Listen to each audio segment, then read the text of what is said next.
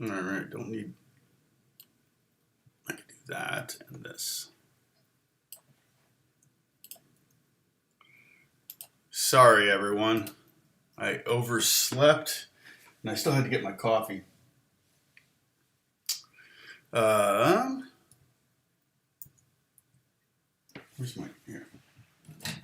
Why was I capoed? Oh, I don't know. Standard tuning. Let's see what we got here. Everybody's having to sit through an ad.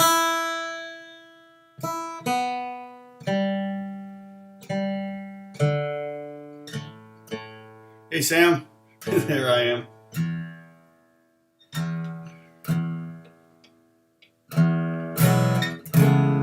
Okay, sports fan question, Sam. So do you root for Georgia because they beat Michigan, or do you root for Alabama to beat the team that beat your team? Yeah, it's afternoon where you are. Well, it is anyway, normally. Hey, Lena.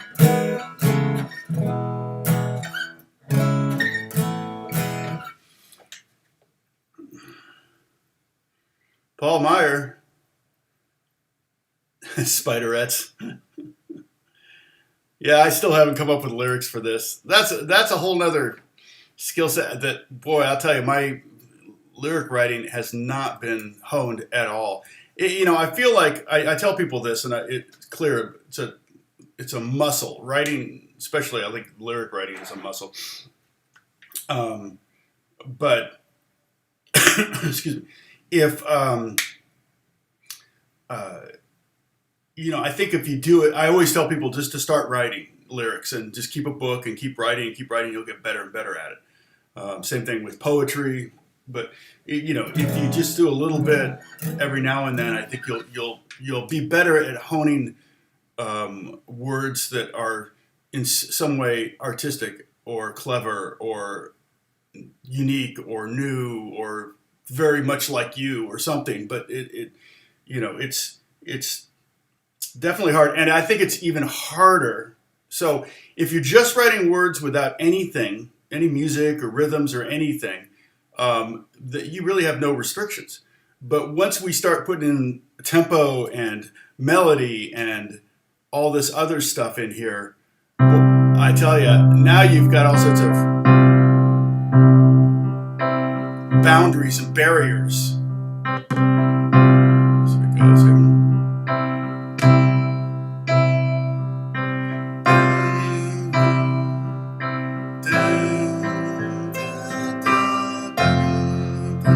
We got all sorts of, now it's in stone there. Now, that melody is so elongated, we can totally put a bunch of words on each one of those melody notes. Da, da, it doesn't have to be that. It could be da, da, da, da, da, da, da, da, if you wanted to, that kind of thing. It doesn't have to be these long notes. In fact, long notes are hard to sing, and certain words are hard to sing long. Any singers, Holly will tell you, there's certain syllables that are difficult to sing. There's certain words that are difficult to sing. That's why, you have so many phrases that end in E or something, because that's an easy thing to sing, the E sound. But the O sound, not so much. Good morning. Let's see who we have. Barrister, good to see you. In Seattle. And did you get as much snow as Spokane, or did you just get rain? I'm assuming you guys get the rain and they get the snow.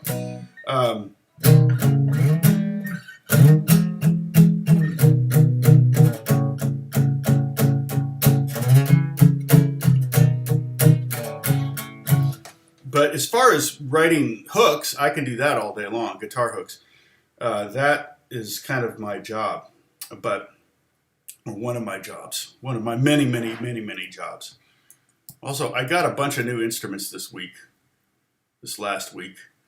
And maybe we can have one or two of them make an appearance. One's already put away in a closet. I gotta get more hanging things. Gotta hang some of these things up, and I'm out of space. I actually have space right there, but I was thinking of having a piece of art commissioned by a friend for that. So I haven't really decided yet, but Um,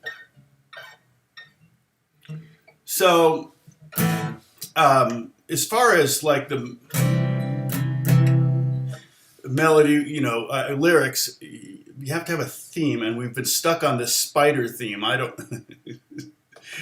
Spider-Man sticks to walls, sticks to chairs. Spider-Man, Spider-Man does whatever a spider can.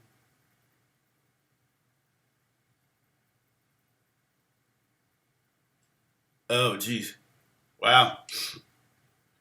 A lot. Yeah, they got a lot of rain. We need more of that rain down here, don't we? Did they flood from the rain, or did they? Oh, the houses, yeah. Wow. Yeah, we get earthquakes, so. Or Holly gets fires. So maybe get some of that water to put out the fires. I don't know. It's not easy to box that water. Water doesn't do well in boxes. Hopefully their houses weren't too damaged. I was curious. I was looking at houses, in different places, and I remember being in Houston, and the houses down south of Houston were all on stilts, and it's because of the hurricanes. And they just go ahead and expect a flood, and they just build their houses on stilts, and the cars park down there. So they lose their cars, but they keep their house. I'm like, that's adaptation, I guess. Or stupidity? I don't know. But I don't think of Seattle as commonly flooding, just like when Nashville got so badly flooded. I think if you're near a river, at any point, it could overflow its banks. That's true of any river, and has always been. But Seattle, there's just the water everywhere. So I expect them to be pretty good at handling it. It's kind of like a snowstorm in Minneapolis. Immediately, they've got the roads cleared. It's like, whoa. Oh, yeah. Yeah. Then Emma's being in Spokane. She's been getting a ton of snow. It's been difficult for her to drive in it sometimes, just because her car is not really designed for that. She didn't come from a snowy climb. Let's see. All right, well, let's get going here. Like I said, I didn't really do any. I didn't ever write it. I tried to come up with some lyric ideas, even I did what I was, told you to do, told you to do, which was try to, make Spider about love. And I was like, oh boy, that was a tough one. And so I really wasn't quite able to come up with something about that. So then I thought, well, maybe I'll just make it about a spider. And the other thing you can do too is you can make it obliquely about something. So like a spider on a wall could be, I don't know. It could be symbolic of something. Anyone got any ideas? But anyway, what we've kind of done is what I've told you is going to happen, and that's painted ourselves in a corner. And in this sense, I feel like musically, we've got kind of a nice thing going.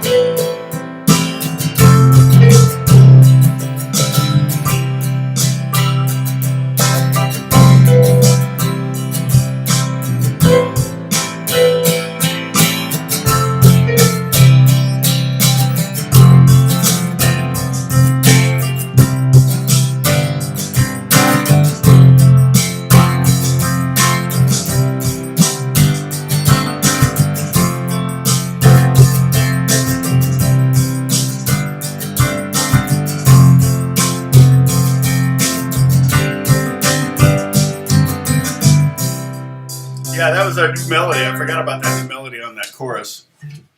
And I could knock that up an octave. I think would hear it better. Let me do that. Oh, and I simplified it. That's right, because I had the synthesizer. See, I've forgotten all this stuff. There we go. So here, let me play it now with the... Yeah, not going to sing that high. And that synth thing was here.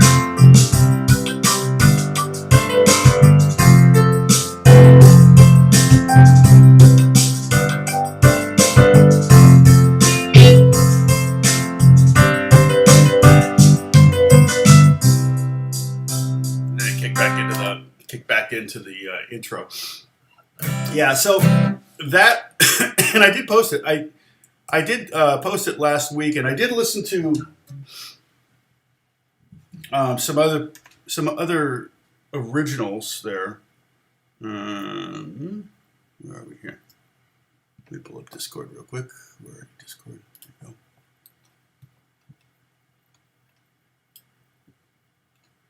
we go. I mean, we have, songs can be as busy as they are. They don't have to have as, I've seen tracks, songs that were 200 tracks, believe it or not. Okay, so, your own stuff. So there's a lot more posts since I've been here last. Okay. When the sun sets. Oh, nice. Okay. Oh, Renee. Okay, I think, I didn't check that out. Okay, so David did some more. I saw David's first one. Oh, wait. Spider. Oh, there's a spider in my room. Ah, not bad, Renee. Renee did a nice little lyric there. Okay. We got some more lyrics. Gary. Oh, this is one of Gary. Okay. Washington County.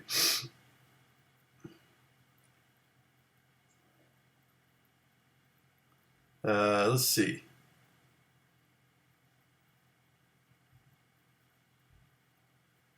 COVID Libation Shuffle. Yeah, that's right. Gary wrote a song.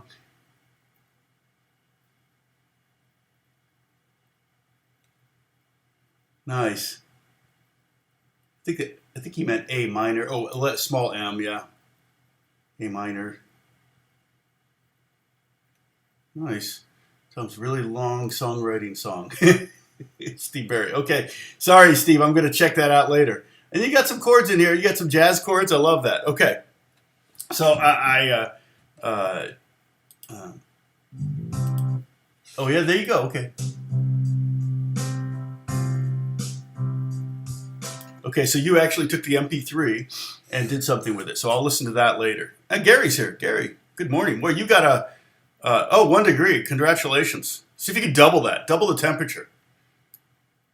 That would be awesome. I see your...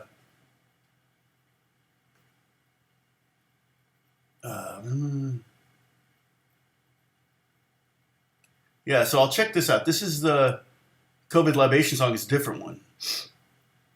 Okay, then this other one, so I gotta do more checking out. I checked out stuff last week, but a lot of stuff has been added since then. So I'm curious what people came up with. I'm just talking about writing. You don't need to be writing this song. This song, who knows? This song has potential. It could definitely do something with it, but I'm not hearing lyrics yet. So that's kind of where we're at on this song. But that's okay. You table it, you move on, you do another song, you come back to it. What I might do here is so if I go here, I can go like this, boom. Do I have? No, I don't. So I'm going to add a drummer. And what the heck, I'm going to do hip hop. All right. I'm going to get rid of this though. I'm going to put it right here. Yeah. And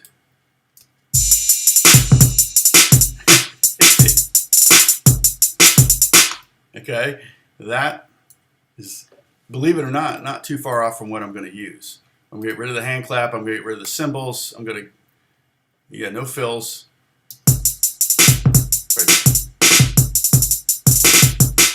These are too complex, but I like the volume, but I'll go like this.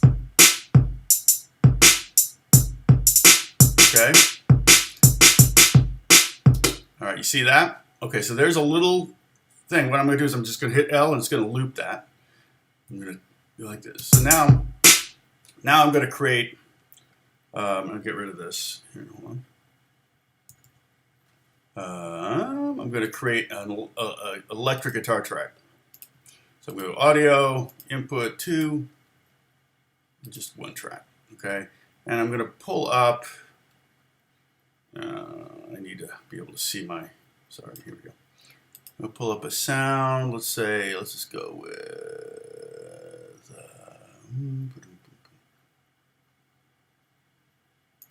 just do this one. And I'm going to go ahead and pull up the Squire. Now this is how I work much of the time when I'm writing. Somebody asks for something. This is very, very, very much like how I came up with ETA for Bieber. But a lot of people like that kind of vibe. Part of the reason why they call me so. Oh, and I don't have a nail right now, which stinks. My ring finger.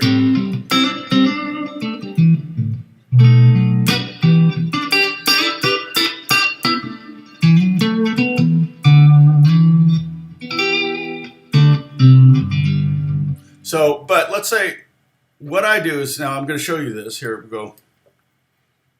Okay, I'm going to center this a little bit. Don't need all of that. All right, so you can kind of see what's going on here. Well, that's small. Let me make it bigger. Ah, wrong thing. Okay, let's make it a little bit bigger. So what you're going to see is you're going to see this track as I record it, I think. All right, let's see what happens.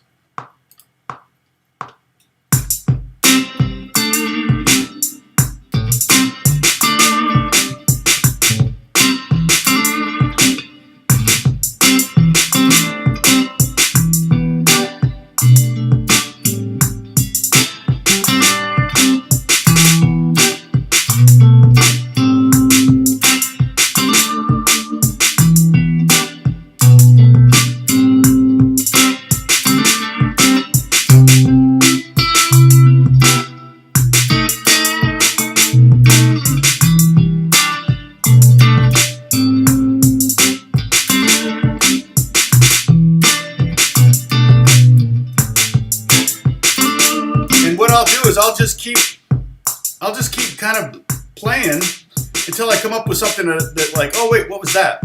You know, so I'm up. It's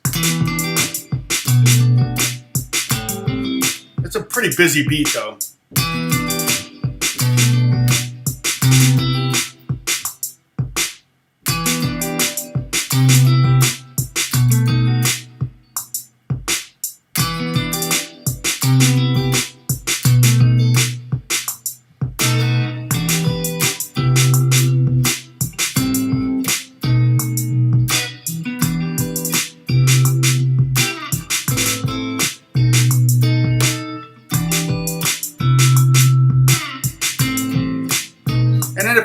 If I stumble on something and I go, oh, well, okay, that was cool. I have it there. And then what I might do is I might go like this, duplicate this track, mute that one and start again. And now I've got that old one saved, but I can start again.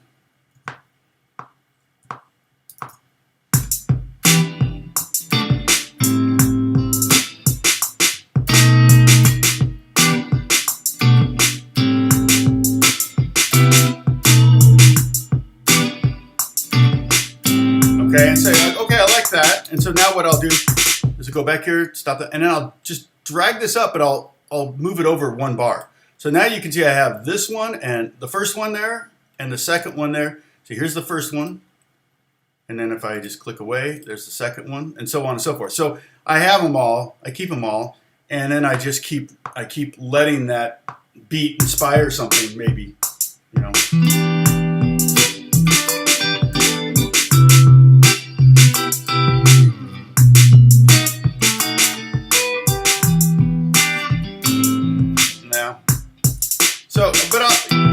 the nice thing about this is it allows me to kind of experiment and do things maybe that I wouldn't normally do, like.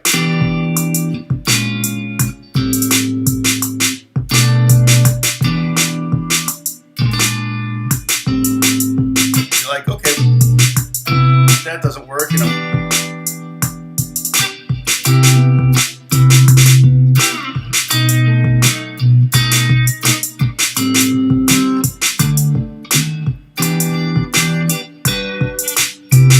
Now I do like major seventh chords, you know.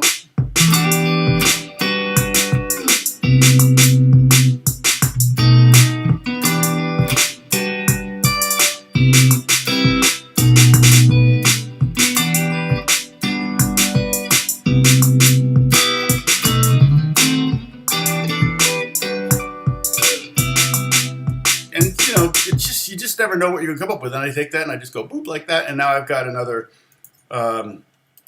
another thing that I work on. And if I decide, you know, I don't like any of them, I can just delete them. It's not a big deal. But that's often how I work when I'm kind of trying to come up with ideas for, you know, I don't need this. That helps. That there we go. For top line writers. Ba ba ba ba ba ba ba ba.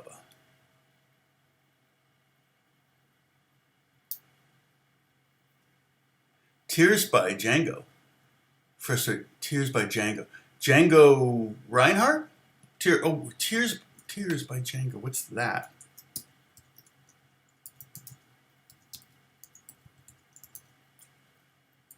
Oh, it is, okay. Well, I could see where that could be frustrating.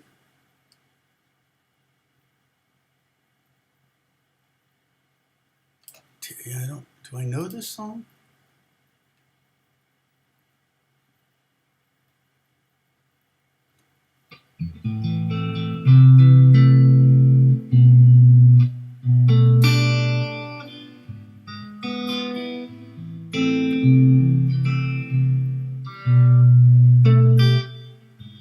Huh. Okay, C minor, but okay, transpose to A minor. Interesting. How do I not know this song? Yeah, a lot of bar chords and stuff. It's beautiful though, and you know the gypsy jazz stuff is so great because it's. Oh, Catherine, I'm just playing into Logic, and then I'm using. Let's see. Oops, cancel. What do I want here? So I'm basically using, hold on a second, this is what I want. There we go. To drag it down to see. Okay, so I'm going into Guitar Rig. I don't know if you can see it. No, you can't see this. But I'm going into Guitar Rig, basically a twin reverb. I've got the reverb's off. There's some compression, actually quite a bit of compression, and a little bit of delay. And then the reverb I'm using, I love the Valhalla plate, which again, you can't see this, but it's, yeah, there won't, it doesn't, it opens in its own window, sorry. But yeah, so I'm using the Valhalla plate there. Grabbed the wrong thing.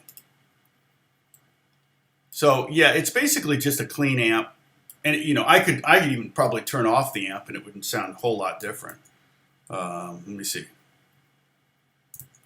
Where is it? There it is. If I turn off the amp, well, a lot of the brightness comes from the amp. The reverb is from the.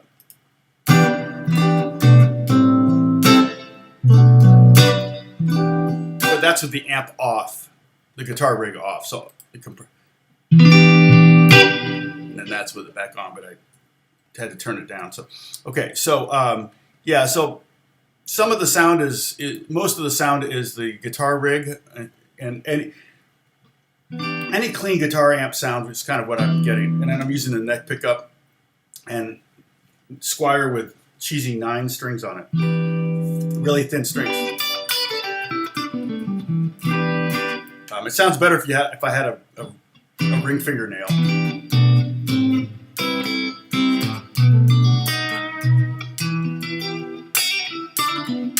Oh, you're welcome, Jay.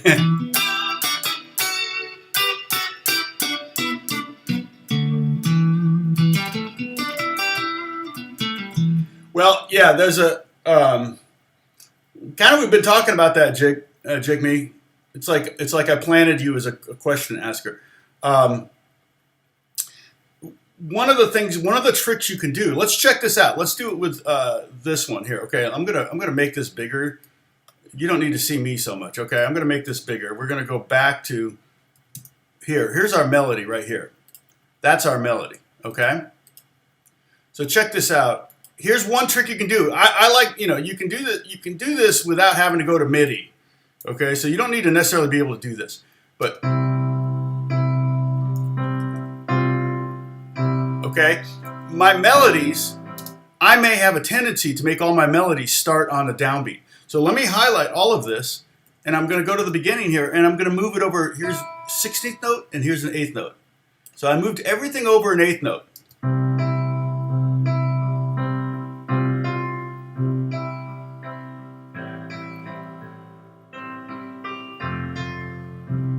Now, I wouldn't necessarily leave the melody, all of that there, but there might be one or two things you could change. So, for example, I might just change the entrance and make that first beat come in on the end of one instead of on one. Because you'll find that, you'll find that a lot of times as you're writing melodies, you tend to write the same melody over and over and over again.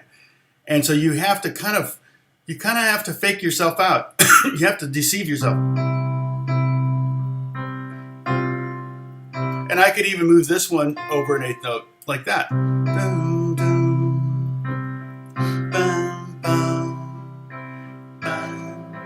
And maybe even that one, to kind of keep the theme going. Because they all started on the downbeat of each bar. And then on that, that last one, you can leave it. But anyway, I'm going to put those back. You can see they go right back like that. Oh, you couldn't see that. Okay. Because it was a new window. But basically, I was taking this, what says soul organ. It really is not. It's a piano. This is the melody.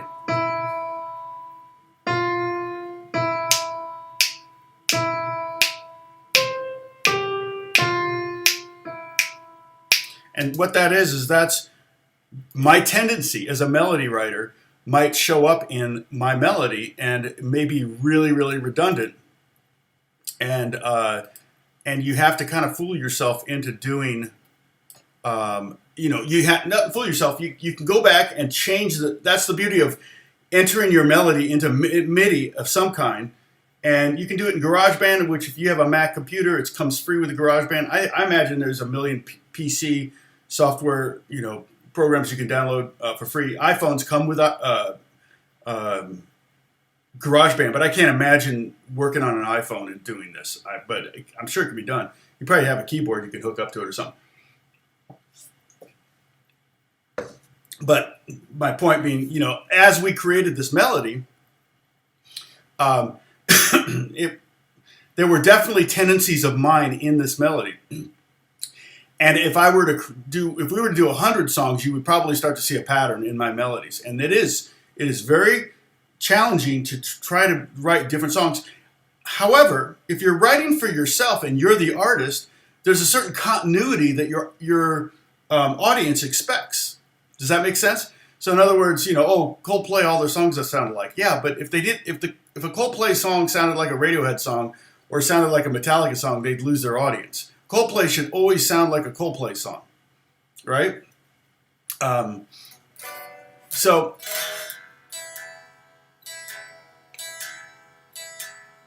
far as adding more meaning, that's a tougher thing. And structure, I'm not exactly sure what you mean by that, but structure, what you can do is you can go through and just start to analyze your favorite songs. I'm going to do a video maybe today or tomorrow on the song Yesterday by the Beatles for my YouTube channel. And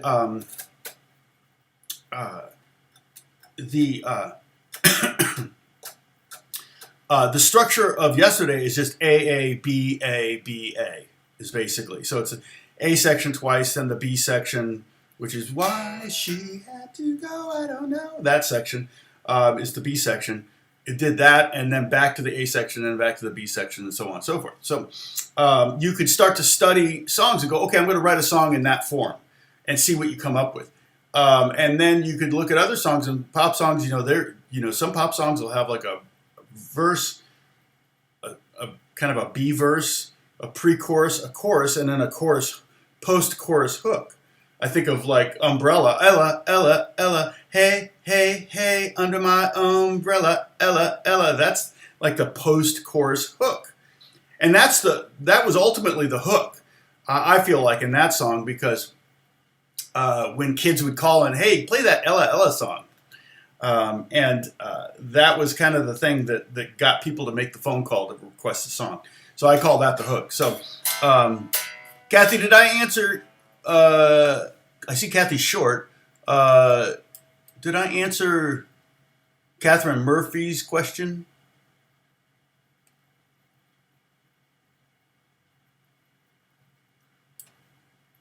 So when like I said, the way I'm writing now is I'm collaborating more. So when I'm writing for TV, that's a different thing. When I write for TV, I'm pretty much on my own. But mostly what I'm doing when I'm writing for TV is I'm writing for reality shows, okay? So there's two different types of writing for TV. There's scripted shows and reality shows. And the way music is created for those two, it couldn't be more opposite from each other, okay? Scripted TV, the composer, which I'm really not technically a composer, the composer will get the show sent to them, and they've got X amount of days to write, and they've edited the show together. It's all together. Everything's there, and so they've got the show, and they write the music to picture. Okay, which means that they're watching the show. There's no music there, and it's their job to kind of fill it in and go, okay, here's where it should get exciting. Here's where we should have some beats. Here's where we should have some synth sounds. There's strings here. Percussion, okay, we need glockenspiel, or whatever, and that's what typically a composer will do. It's more elaborate with a film.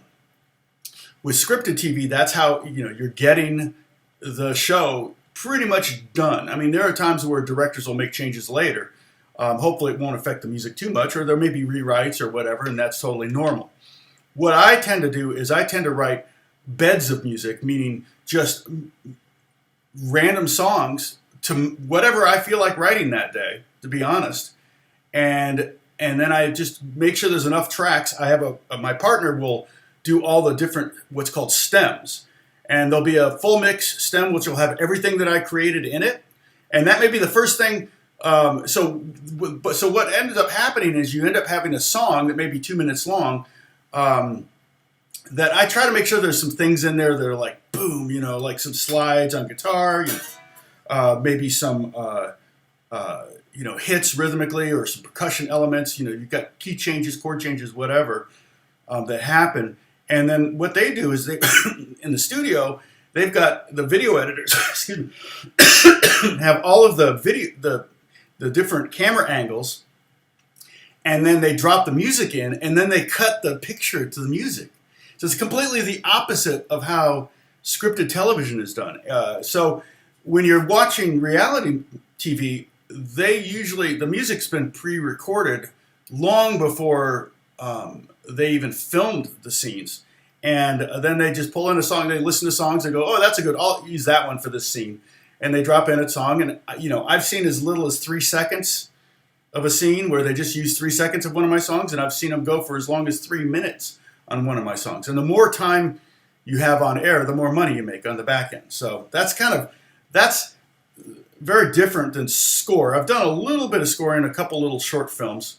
I would like to do more. I may be doing more in the future, but haven't really been asked. Anybody know anybody, the directors, then great. Good.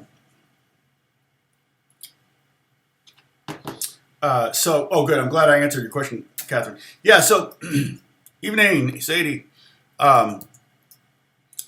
So,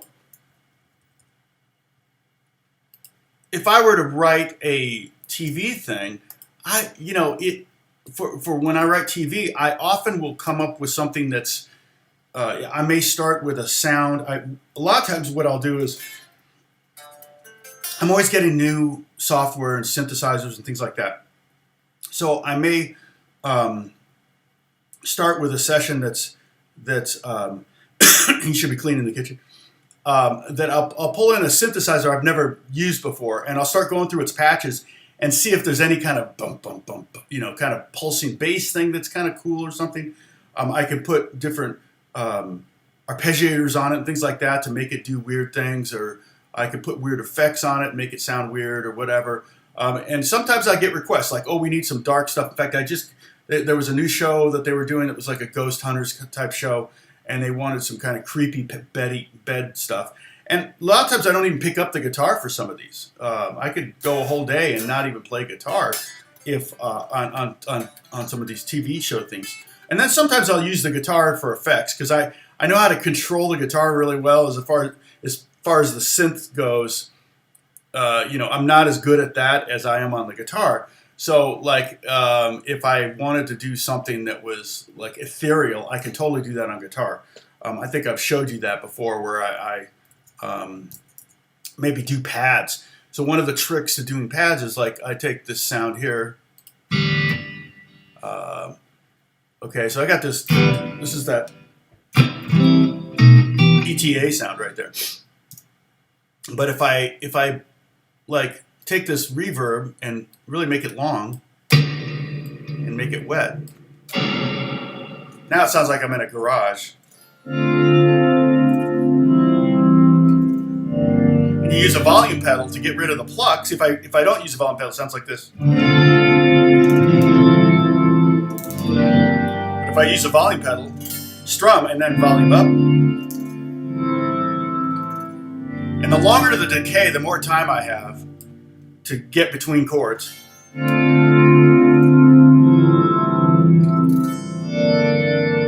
I can make the modulation on the reverb really thick.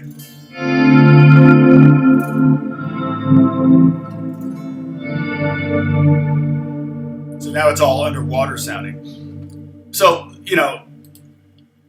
it's almost faster for me to do something like that. There's a billion different sounds I could go with.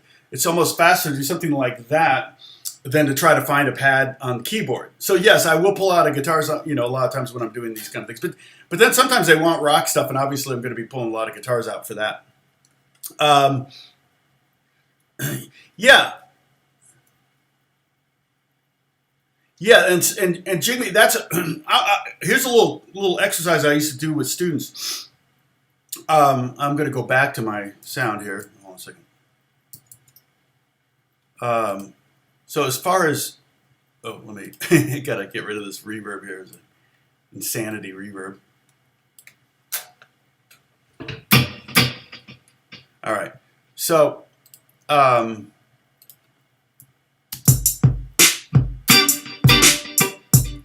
rid of the delay.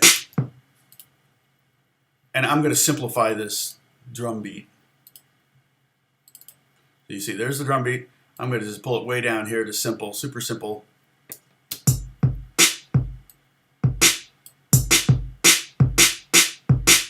That's even too busy. Why? It's all the way down to simple. Why can't you just be simple?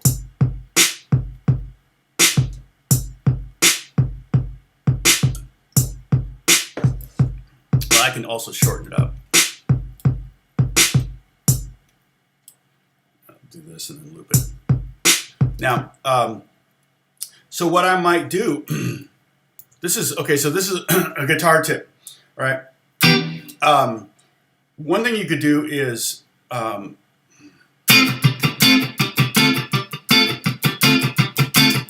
like make a D minor 7 chord.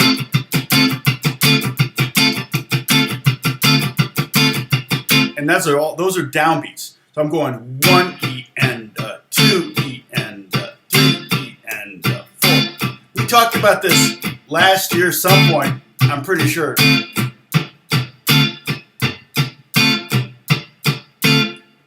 Hold on a second. Work related.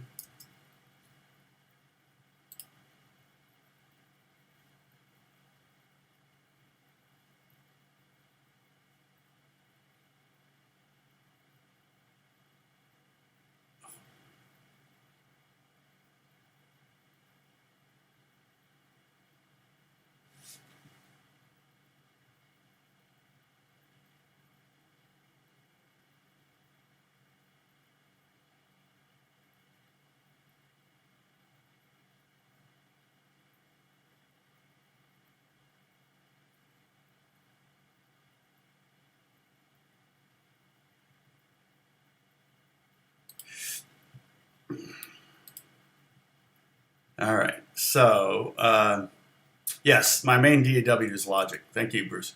Sorry. All right, so when I can play along with this beat here.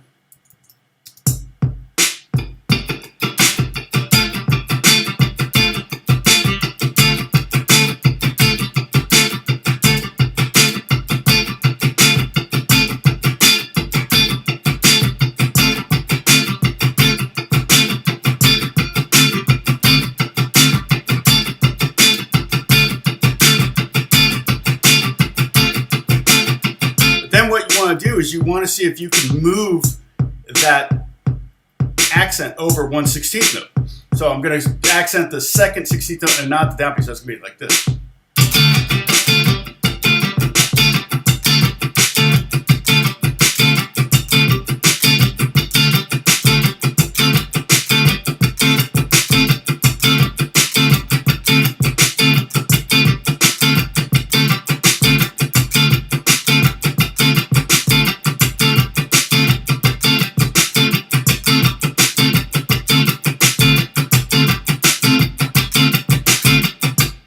That.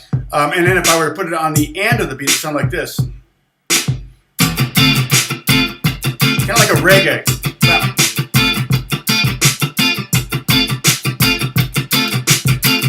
And when we move that melody over an eighth note, that's how far we moved it, 1/8 note. So instead of being, it was.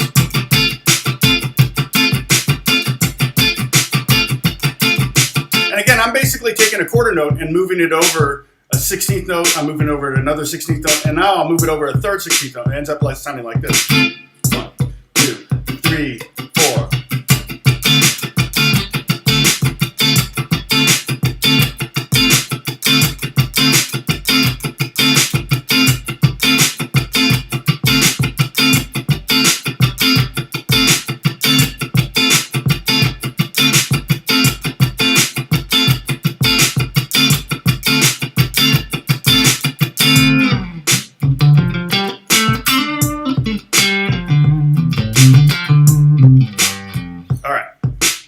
So, let me go here, stop. And that's this, I could totally change that drummer to like, I could make it, oh wait, where's, here it is. I could go with Anton. Yes, change drummer. And see what Anton does. Get rid of the clap. Get rid of the fills. Totally different sound. Different sound and a different player, different, program. So it's fun to mess around with that. All right. So that's kind of where I'm. I'm clicked on that track. Let's see. Let's go with that. Go back to here. Yeah. So that's what I did with my rhythm, my right hand rhythm. And if you want to work on your rhythm playing, what I did with that is what you're going to want to do sometimes with your melodies to kind of change them. And you don't have to move them back or forward. You can move them backwards. So for example, if I go back to our melody here, all right, and I highlight it, now I'm going to need to I'm going to need to add a bar at the front, all right? And I'm going to go like this. So now what I'm going to do is I'm going to go to this melody. You can't see this, but I'm going to drag everything up a quarter, up an eighth note. So I'm dragging it forward an eighth note. I don't know if you can see that, but it went forward. Oh wait, maybe you can see it right here. There it is. See, it was on 6, beat 6. Now it's on the end of bar 6. Sorry, it was on downbeat of bar 6. Now it's on the end of 4 on beat 5.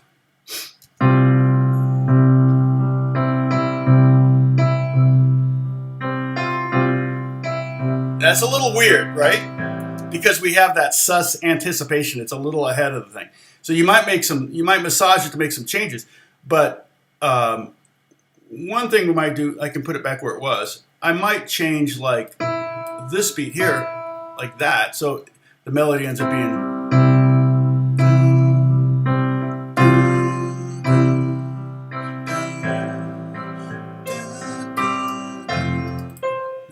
Bring this one up a little bit. Bring this one up a little bit.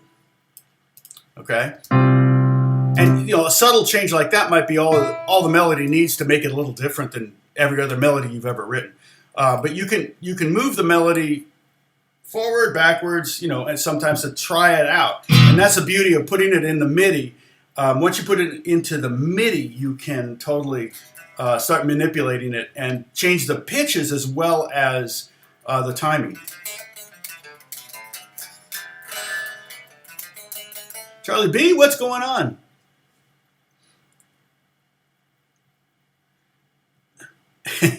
Sorry. Yeah, I slept in. I didn't set my alarm. I just didn't. I thought there was no way I would sleep till 9 o'clock, and sure enough, I did. And then I went and got my coffee. I got to have my coffee. And I apologize. I should have texted Bruce.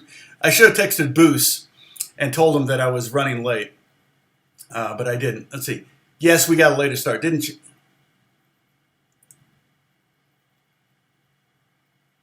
Yeah, thanks, Sam. Obligatory like button mention. Yeah, you don't have to hit the like button. You can hit the dislike button. I get those too. Just can't see them anymore. Yeah, Native Instruments product. Yes. Native Instruments, you can buy Guitar Rig by itself. I pretty much always get Contact Complete, which has a lot of stuff, not everything. I think you can get one that has everything, but it's not cheap. But you buy it once, and then the updates, you know, every couple of years, or you know, $400 or something like that. I think the initial outlay is like anywhere from $1,000 to $1,500. But it's a huge suite of stuff that I use a lot. I use the pianos, the basses. I use the synths. They have a lot of synths. The biggest thing I use, and sometimes I think I pay for it separately. I'm not sure if it's part of, is Damage. Damage is one of those things that's great for high energy TV and film stuff. I wouldn't use Damage on a pop song ever.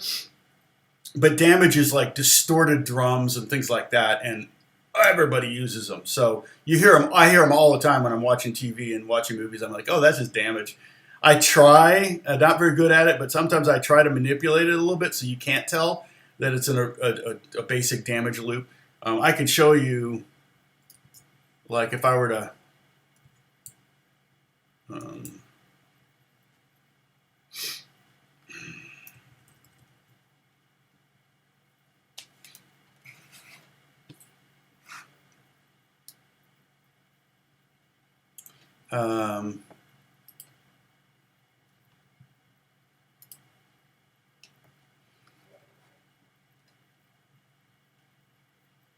let's see, if I were to add, I'll add a software, give you an idea what Damage sounds like. Let's see, I'm going to go contact, and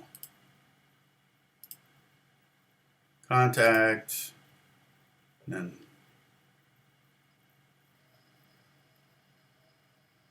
it's funny because I have Damage 2 up here, but where's Damage 1? Here's Damage 1. Let me do Damage 1. I'm more familiar with it. Yeah, so like I'm real familiar with this stuff, but it's like I hit one key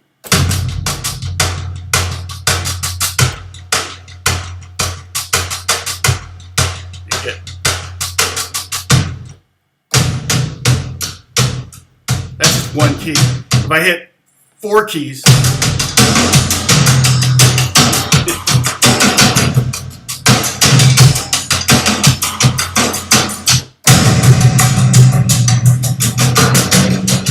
I mean, it writes itself. You know, you can pretty much just do that.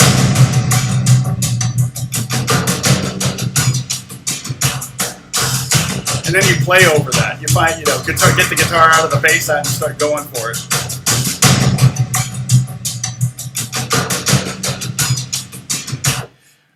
Just start playing guitar. Well, if you can, get a teacher if you can. Teachers, a good teacher, hard to find sometimes, not necessarily, but a good teacher. If you end up partnering with a good teacher will keep track of your progress and teach you what you need to learn. I'm gonna do a video this week, hopefully release it this week. It's been a while since I've done a video. Just had family here for Christmas, so it's like wasn't ever quiet in the house. And hey, Richard Lawson, good to see you. And I'm going to do a video on the song "Yesterday" by the Beatles, and I use that. My point of the video is going to be partially that it's my favorite Beatles song, and the other part that I taught it wrong for years. So it's actually going to be the title of my favorite Beatles song, and I taught it wrong for years. But I often taught, because I thought the song it is in F, but I thought the song was using this F chord, starting on this F chord, but it actually is tuned down a whole step, starting with a G chord. That's kind of not beside the point. That's not the point, Charles. But my point was that I taught that song so many times because I thought, oh, here's a good song that uses the F chord that we can start. I can start getting beginners to play bar chords, because that's one of the things that beginners struggle with. It's obvious because it's hard. F is one of the hardest chords. And once I felt they were ready for it, if I was being a good teacher and I felt they were ready for it, then I would show them this song. And so I had a kind of a list of songs, more in my head actually. I don't really ever have a list, but like I would show them this song if they wanted, Dust in the Wind if they wanted to learn finger picking pattern. Because it really, Dust in the Wind was just like C and A minor at first, so it starts out really simple. And so I would basically teach songs in order of complexity. And so, obviously the simplest song would be the first song you learn. And a lot of times when I taught guitar lessons, I would teach, one of the first things I would teach would be like Peter Gunn. Mainly because it was on the bottom string, I would use it to show them how tablature works. And it used all 4 fingers. It was a great little exercise to kind of get them. And it was just all downstrokes if they want. They don't have to do it down. They don't have to do all sorts of, crazy things. But, so, let's see what else is going on.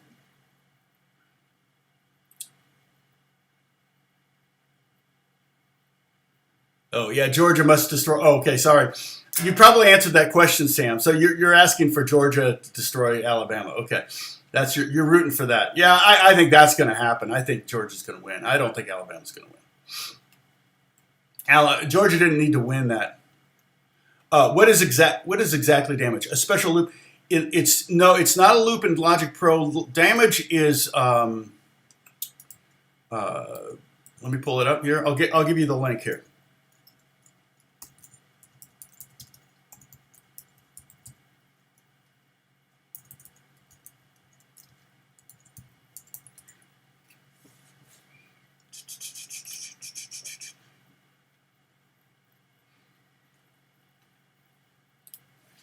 I mean, it's really, really cool software. I mean, I use less than 1% of its capabilities. I don't know if the way I have this.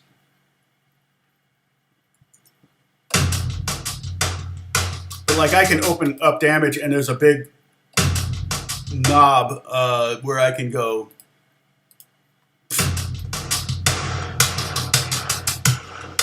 Can compress the crud out of it, and it sounds very different.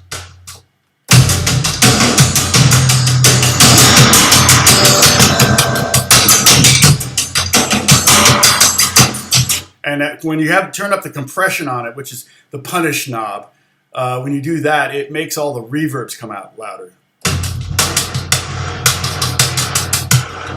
It's like, and everything gets squished. It's weird. It's crazy. And so, yeah, you can see that. Damage, I don't know if that's damage 1 or 2 or both. You can get both. I think it's like $300, but it's used all the time.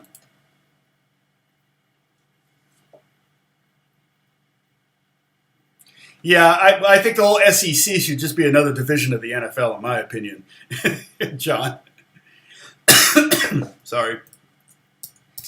I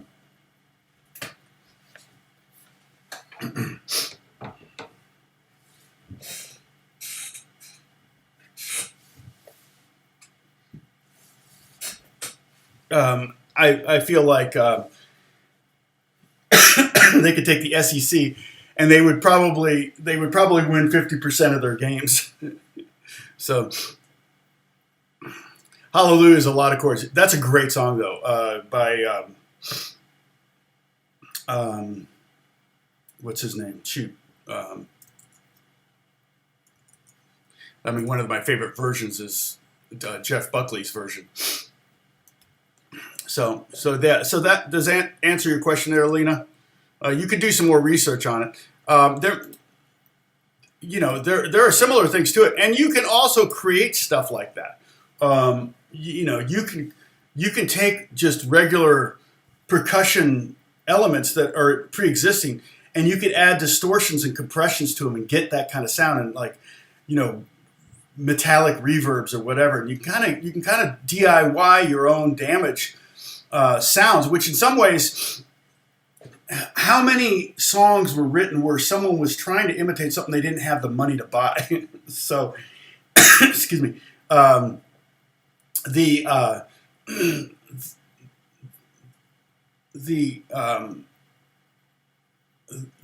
you just, when I was a kid, I mean, I didn't have drums, so I made a drum kit, right? You would make a drum kit out of whatever, and you might end up with some cool sounds. And the same thing with guitars. It's like, I don't have this pedal, but if I combine this pedal with this pedal, I get a similar sound, although it's a little out of control. And then that probably is how half of everything got created in the world, was someone trying to copy something, and they came up with a third original thing. So, no, I don't think Hey Joe's too hard. I think that's a really common first Jimi Hendrix song. One of the things that when you want to look at Jimi Hendrix, I think a lot, and I'm not like a huge aficionado on Hendrix. This would be a better question for RJ, but I think that you want to look at the chords that he's playing. Hold on, I got to get the sound up. Hold on. Here. And then what a lot of times people get bogged down into trying to play every note exactly how he played it. And when you're seeing 16th note triplets, it's usually what he's doing is he's playing like an A minor chord, for example, and then he knows all the notes in front of this bar that are good. Basically an A minor pentatonic, right? Or he might add the ninth there. So if I were to do this,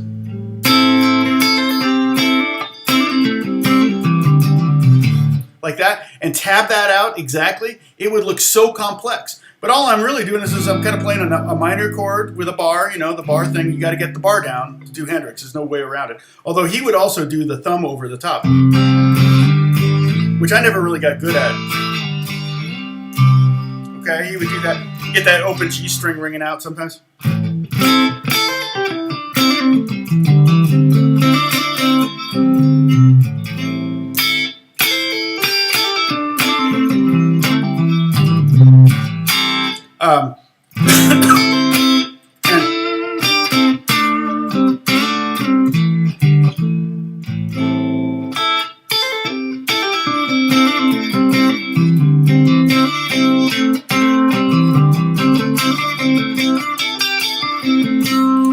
he would do a lot of that double hitting 2 strings at once and just kind of playing a pentatonic. And so it looks very, very complex on tab, and it can be very, very intimidating. So this is where it's really tough, okay? It's really, really tough, because how do you learn Hendrix without tab? Well, my opinion is probably the same opinion I had 40 years ago, which is just figure it out for yourself, all right?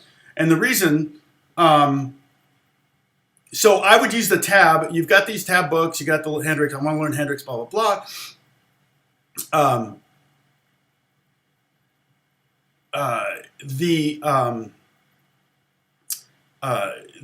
You can use the tab books to kind of guide you as to, okay, oh, he's playing over that chord, okay? And look at the notes, right? Those are triplets. So I'm 1, 2. Those are 16th note triplets. And they're not that hard. I'm just hammer on, pull off, hammer on, pull off, hammer on. Once you get it down, it's not that hard, okay? To read that in tab, it looks very, very difficult. And you're like, what is he doing? And then what he's doing is sometimes he's hitting 2 strings. Sometimes he's hitting 1 string. Sometimes he's hitting 3 strings. So the guy that's tabbing it out is being precise and is like, no, it's got to be exactly like the record. He's going, okay, here, there's 1 string, and then he hits 2 strings, and then he hits 3 strings, and then he hits 1 string, and then you're looking at that aspect of it, and you go, well, how do I, just when I hammer on this, how do I just hit 2 strings? You don't worry about it, okay?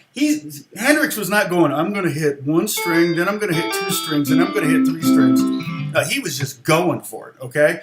And so that's kind of where you have to get, you got to figure out that middle ground, excuse me, between reading the tab and figuring out, like, how do you get the Hendrix sound is really what you want. Sure, if you know, see, there's a perfect example.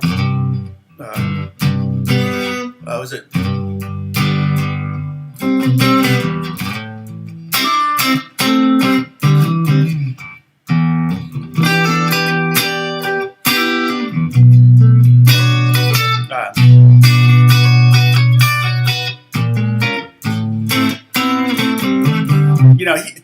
It's like he's playing at the chords.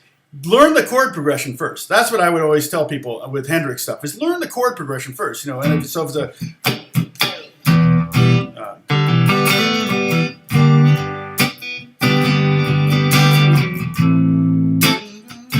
pretend like you're playing rhythm guitar, and then E minor, E minor, E minor, E flat minor, A minor. Okay. Yeah, I'm not surprised Hendrix had big hands. But because when he does this, that whole thing, Alan Holdsworth had giant hands. I met Alan Holdsworth a few times, and anytime I shook his hand, it was like I didn't have a hand. My hand disappeared inside of his hand. It was like, nice to meet you. And I'm like, oh, he had these amazing hands. And he would play scales like 4 notes per string.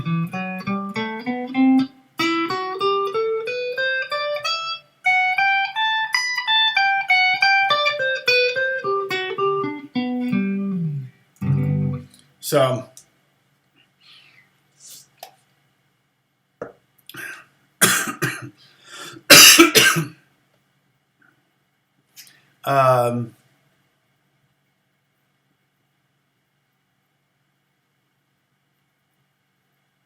let's see. How would you play a 16th note triplet with the first 2 triplets combined and the 3rd triplet played by itself last? I'm not sure exactly. Maybe do a screenshot and put it up on Discord.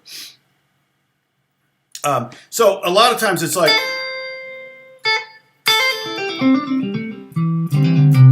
yeah, and you can definitely slow things down too. But like I said, you more importantly than being able to play maybe a song, an entire song exactly note for note, is to be able to get the spirit of Hendrix throughout your playing. If you just learn Hey Joe note for note, that's great. That's almost more like making a puzzle on a table and completing a puzzle.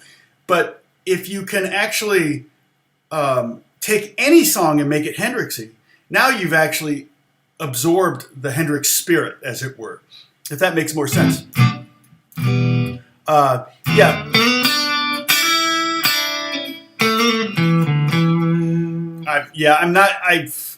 I have to pull up Hey Joe and remind myself, but yeah, it is in the key of E blues. Basically, it's a blues in E, right?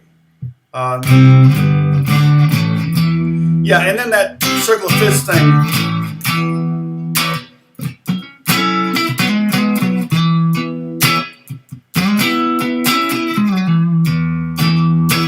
Always be aware, too, the other thing that he would do a lot is anytime he could use an open string, he would. So, for example,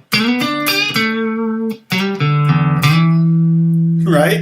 It's, it's not, he's hitting that open D string.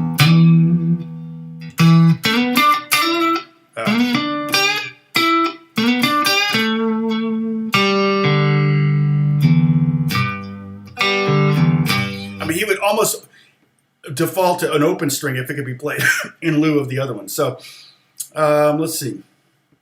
Dr. AJ, good to see you. Oh, I hope so. We got a lot of people in India, which is funny because I'm from Indiana. Completely unrelated. That's just a Cheers reference.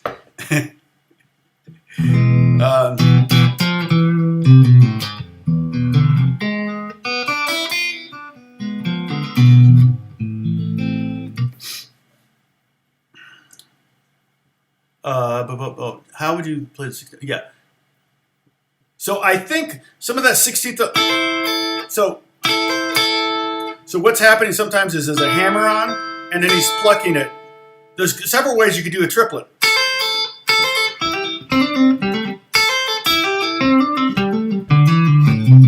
Okay, those would be triplets. You could also do. You could pluck each note, which he would rarely do. He did a lot of hammer-ons and a lot of pull-offs. So you could hammer on, pluck the lower notes, hammer on the higher note, pluck the low note. And that has a certain sound. Or you could pluck the first two notes and then pull off.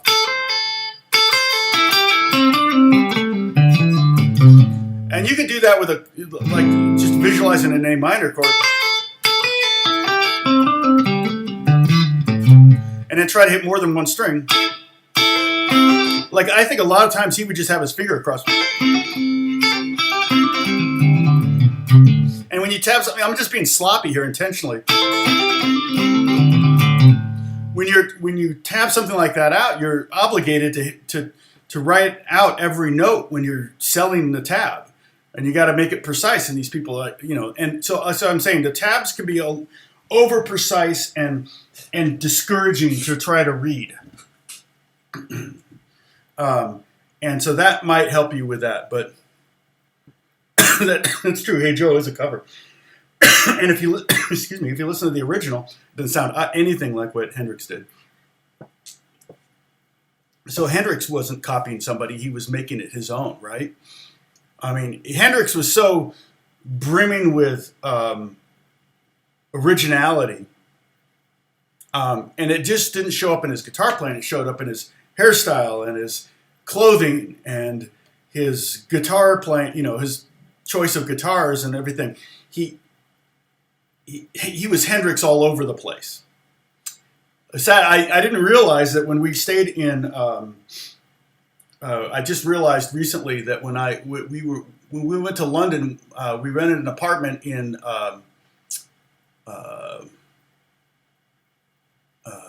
Notting Hill, because I thought, I knew Notting Hill was a very nice neighborhood, so I thought, let's get an apartment there. It was very expensive, but it was very fun. It was a great location. There was lots of fun stuff to do. I wish I would love to go back and do it again with the kid, and boy, how fun. It was so fun traveling with the kids. We did Europe multiple times, and it was a lot of fun. But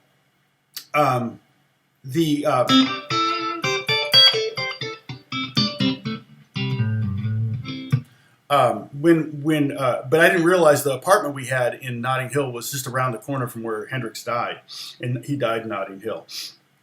And it wasn't. I probably walked past that apartment without knowing it. It was, I guess, a hotel of some kind. Yeah. No. Oh, you're very welcome, John. Yeah, trying to sound like somebody. Again, the tab thing. I mean, I ran into the tab problem so much when I was trying to learn stuff, and I was like, God, this is just like so hard. How did he do this? Like I had one of the first tab books I ever got was because tab originally was weird, and then it started to kind of get its rules and regulations lined up. And I think it was the Eric Johnson Via Musicom, and Eric Johnson just doesn't play normal. Like and I'm like going, and whoever tabbed it out, I think got it right. Must have sat down with Eric, which is hard because Eric doesn't seem like the kind of person that would be sitting down with anybody and showing him how he did stuff. But there's one lick that's like all the pinky. Or something, it was like something where he slid the pinky up for each individual notes, and it's like, when you look at it on tab, I'm like, wait a minute, no, that was just but no, it was this one finger going up the fretboard. And so on tab, it just looked like, oh, this is wrong. And then you watch him play it, and you're going, oh, he did do that. So, nice. Hot, not Humberland Place. Huh. Yeah, that was a time to live there, huh? The 70s? Holy cow, that must have been crazy. Oh, when you analyze a song, would you include that song's mode in your analysis? Sure. If I'm, it helps me to know if the song's in a mode. If it's a Mixolydian or something, that really eliminates a lot of the chord possibilities. I know it's going to be an E minor, is not E major, things like that. So I might very much. Yeah, no, and I use tab all the time for teaching. A tab is shorthand, essentially. And music doesn't make sense at first, especially to guitar players, and it doesn't make a lot of sense to learn music, learn how to read music unless you want to be a professional guitar player. There's just not that much call for it. But I tell kids that when I had students that I would tell them, learn to read music if you want to be a pro, because a lot of pros don't know how to read music. So 50% of the gigs out there require music reading, so you can eliminate 50% of your competition in that scenario. So, but yeah, tab can be very, very helpful if it's right. If the tab is correct, because why? Because on this guitar I have 5 different places I can play the same E. On piano, there's only one place to play that E. So if it says E in the music, on a piano, that's the only place to play it. But on guitar, I can play it there, here, here, here, or here. And all 5 of those have a different timbre, have a different quality, sound quality, a tone. And so the open E string, hey, mugu mugu. The E string has a certain kind of bright quality, and then you get further up the neck, and it's going to get woodier and darker. The string gets shorter and the string gets thicker. So that E is very different sounding. Not very much in tune though. Intonation on a cheap guitar, I don't expect it to be great. I tend to stay in one area on this guitar, but yeah. So a lot of times. John or anyone who's wanting to sound like Hendrix, one of the things you do, learn that, take that tab and learn that lick, okay? Whatever lick it is, like, but move it around.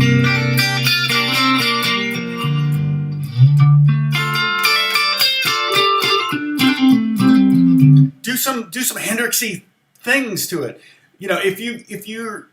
If you're bothering to learn Hey Joe or any Hendrix song, for example, you clearly are a fan, right? So you've listened to a lot of Hendrix music. So you've got all those tunes up there. all those licks are already up there. Okay. Oh, thank you, John. All those licks, all those songs are already up in your head. All those riffs, all that Jimi Hendrix style is all up there. It's totally up there. Huh.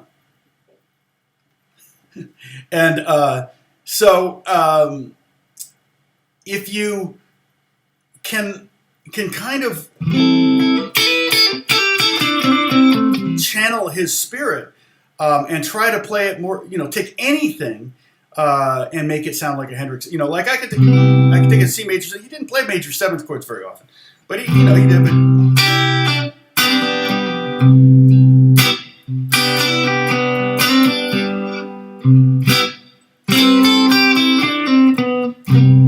Just try to find ways around a chord. And how would Hendrix play it? That's how would Hendrix do this? Oh yeah, Little Wing is a great song. It's a fun song, and it's a chord progression. It's a chord progression. So if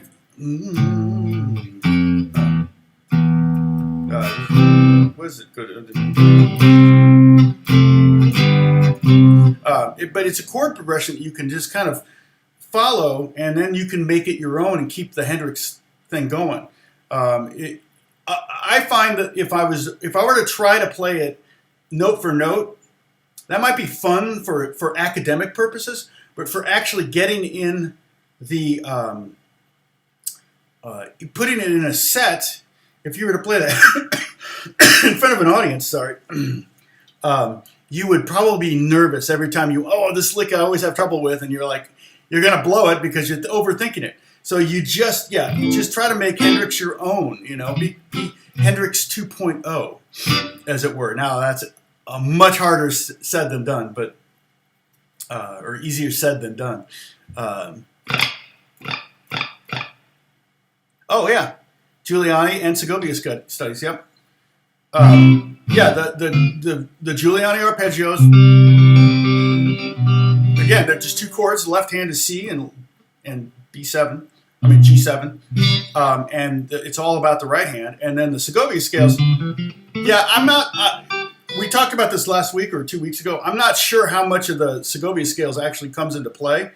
The thing was, my goal, the main reason for me working on Segovia Scales was to try to get my right hand faster. And it definitely helped. It definitely helped with that. But learning those crazy scales up and down, all the 24 different scales up and down the fretboard, I don't know how often that really played in any classical guitar music that I ever learned. So yeah, it's definitely, but it's standard. So if you're studying classical guitar in college, those are the first two books you end up getting, and you start working with those. I think it's part of it's just the discipline of it. But for me, with classical guitar, the best thing is to just get some repertoire that you can get down. And they make some of the repertoire now. They have it with tab as well as music notation. So if you don't want to read music, you can do that. But yep, there you go.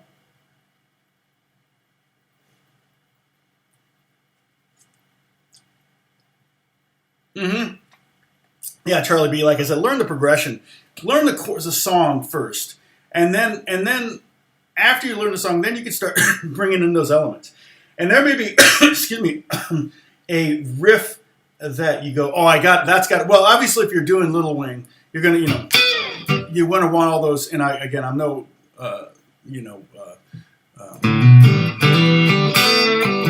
Hendrix aficionado by any stretch. RJ is huge. RJ Ronquillo is really, really good at the Hendrix type stuff. He nails it. He nails a lot of things. So I'm just kind of I don't know, more of I'm a player and a writer, but anyway.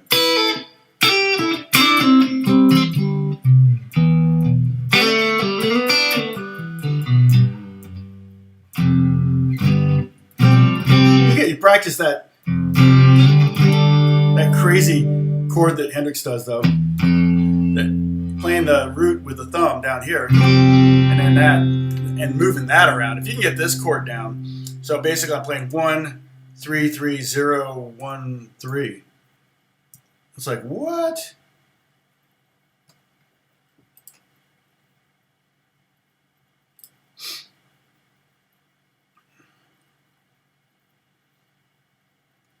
And then he would move that up. So you go, there's that. And then so that's 3, 5, 5, 0, 3, 5, I think. Ever heard of the Andalusian cadence? No. What is that chord? What 2 chord? Is it 2 chords or is it more of a 3-chord cadence? What would be an example of the Andalusian cadence? It's not the brown tone, is it? And the thing about this chord is it doesn't have a third in it. It's got root, 5th, root, whatever the G string is in relation to, in this case it's a 7th. And then you've got the 5th again and the 2nd on top.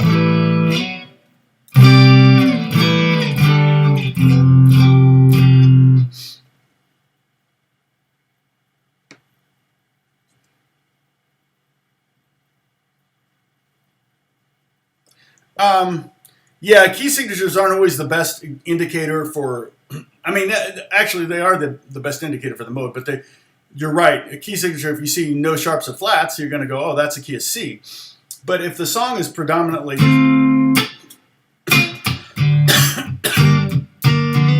sorry, D minor 7 to G7, well, you could go, oh, that song's, oh, it's in C or A minor, but you never go to a C chord or an A minor chord. I mean, I think of, was it, This Masquerade had that guitar solo as in a vamp, just basically F minor 7 to B flat 7.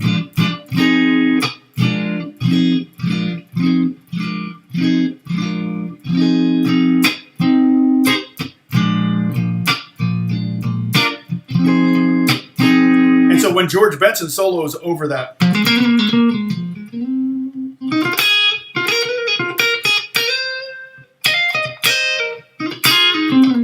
thank you, Lena.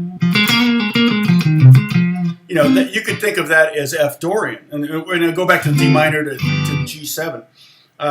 Would be D minor 7 to G7 would be, you know, D Dorian. You could think of that as a Dorian progression. But if it really you're doing a 2, 5, 1. If you go to the 1, then you would think you were in the key of C, right? But if you're just going to vamp between those two. So a lot of times, Sam, what I would do is if there's a song and I'm transcribing it or whatever, and I'm making notes on it for the students, you know, I'd say, oh, the song's in the key of C. But this section here, this is really in D Dorian. You could think D Dorian. But again, D Dorian could be 7 different keys. D Dorian could be D Dorian or G Mixolydian. It could be A minor. It could be C major. There's 4 right there. You don't have to just play, think D licks over D Dorian. In fact, if you're going to the G7 chord, you're going to want to accommodate that in some way. So you get in a trap if you start thinking in the modes only. You want to definitely, you know, the modes are helpful, and I still want to do my lesson on the modes. I wish I could. I've got all the paperwork here. Check this out. I did all of this work. You know, my cheat sheet this is what I do with. We did it. We went through the modes, remember? It's just hard because I would have students do this. So I would have the students write all these things out. They would fill this out themselves, basically. And so I want, you know, I kind of wanted to do it that way, but it just didn't, there's no good way to teach this, unfortunately, on YouTube. In person, it's great. So, all right.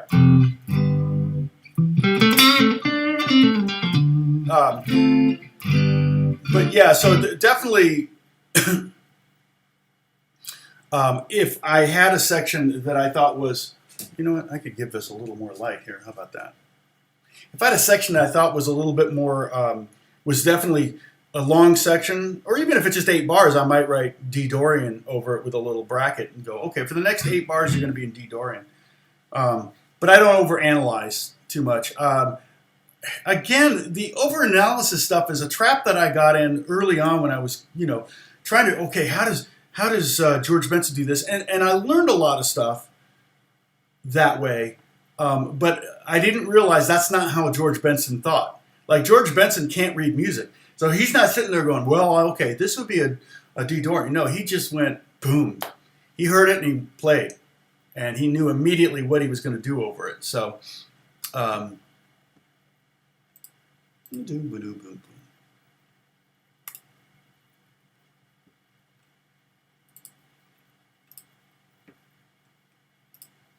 right.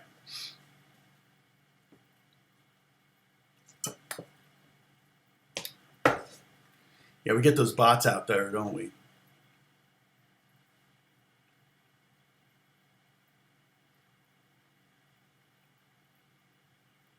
Right, right. And Gilmore would definitely hit that, you know, like he would hit that sixth. And definitely, if you're trying to kind of decipher the code, the difference between the minor modes or even major modes, like major, Mixolydian, or Lydian, those are the three main major modes.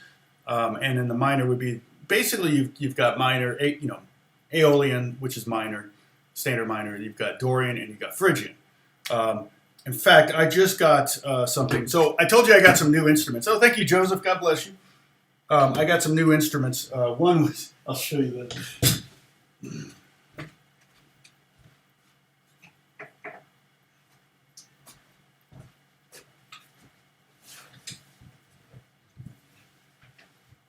I've never had a 7-string before. Now, this is going to, I haven't plugged this in yet. I don't even know how close I am to being in tune, but let's just pull this up here. Let's see.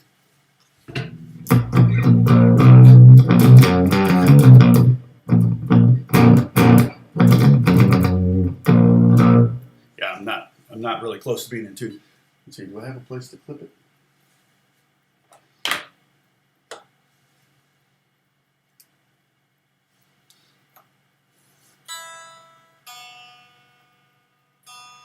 It's weird having a 7-string.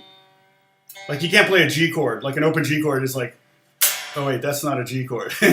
So it is weird. But really, the reason I have a 7-string is to be able to easily do the low, go below E without having to drop D.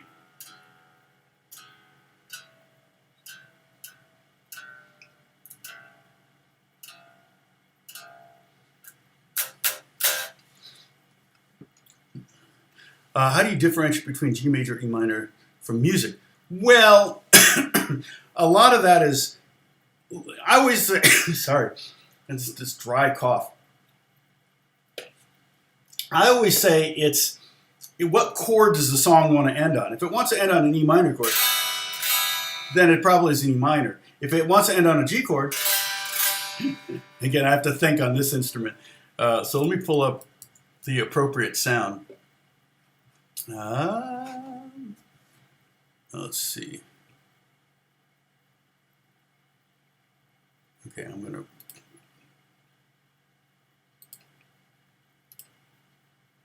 Got to be careful here. I don't want to get too loud, but I'm gonna go. Let's see.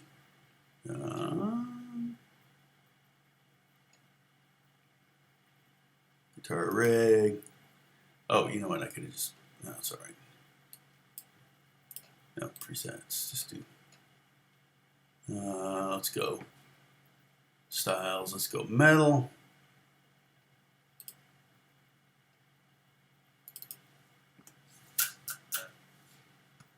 I'm going to turn this up.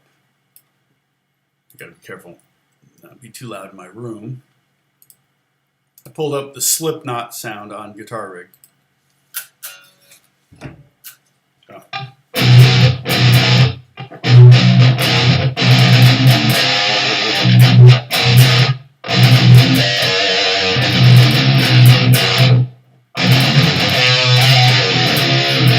Well, you brought up the different minor mode, or I'm talking about different minor modes. You know, we got B minor, B Dorian, or B mix, or B Lydian, or Phrygian.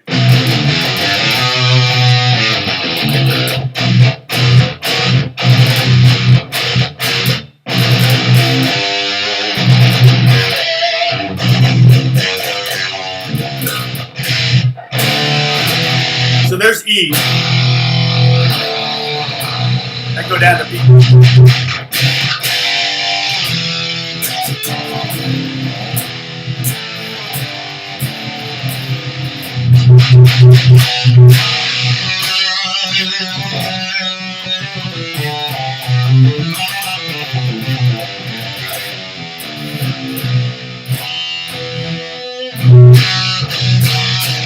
Something like that. So that's one of my new instruments. The only guitar. Well, that's not true. The other one I have. One of them was another guitar, but yeah. So the 7-string. I've never owned one before. The neck is nice and wide. It actually feels really nice. It wasn't very expensive. It's an Ibanez, and it plays great. It's real super slinky. No whammy bar on it, which is fine. For this kind of thing, I don't really need it. I won't need a whammy bar. It's interesting. I love how it's uneven here. I don't know if that was intentional. If there's a reason between that, there might be. Probably, probably just to accommodate the movement, but that's so weird. Anyway, okay, so let me put this away.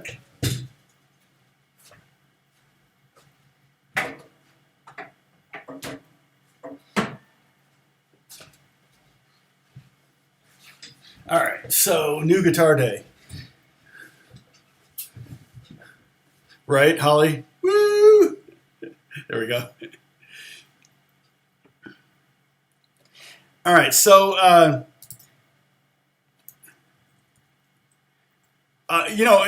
talking about the Hendrix thing too. One of the things that makes me think of is while in the context of songwriting, you can always do something in the style of, right. So I think that just happens naturally a lot of times. If you're a big Beatles fan, you're going to write songs maybe that you're going to pull in that minor 4 chord a lot. You can take another sip. I'm pulling another. But if you're you go to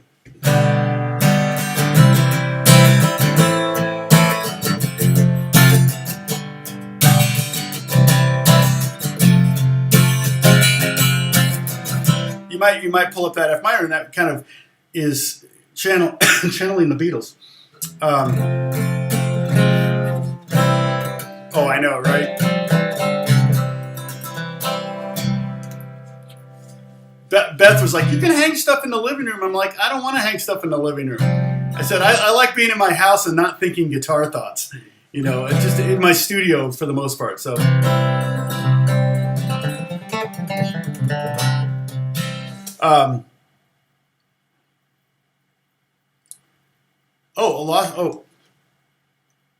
Phrygian. Oh, what song? Anytime?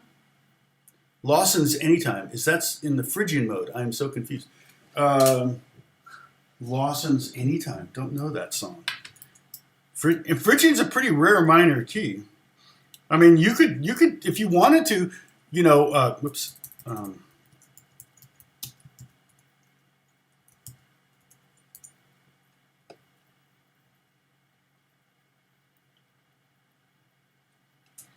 Huh.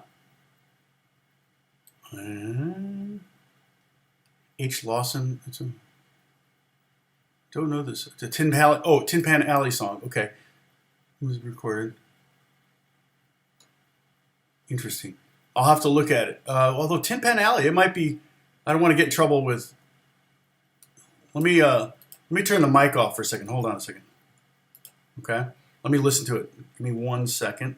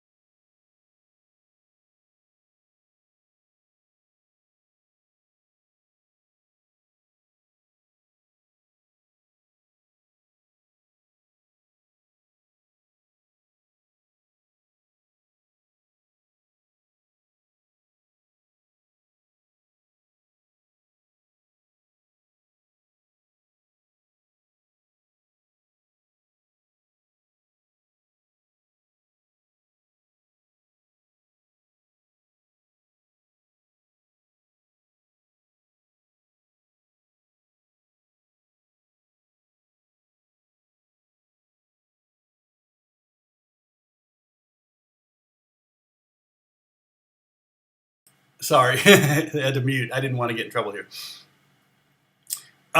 So if that's the song you're thinking of, it's definitely in the key of G.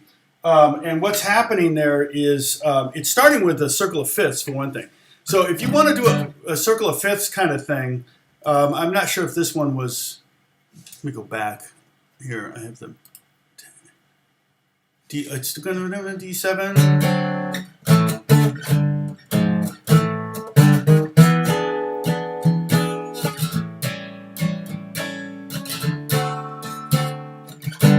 So you can, when you're doing a circle of fifths progression inside a song, you can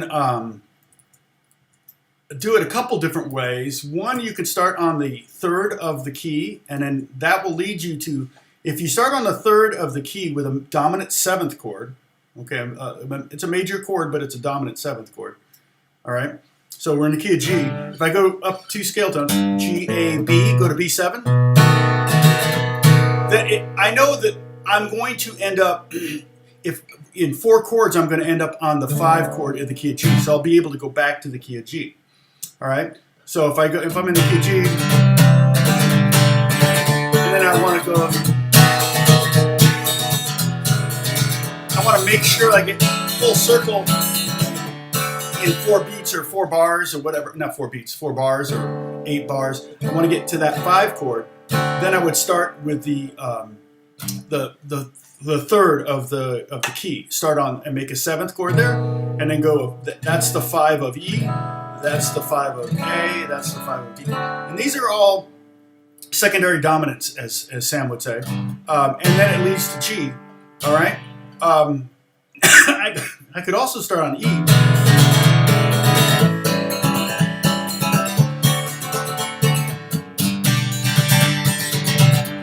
If I wanted to maybe resolve sooner, if I wanted to resolve 1 chord sooner, say I wanted, maybe the song started on the 4 chord.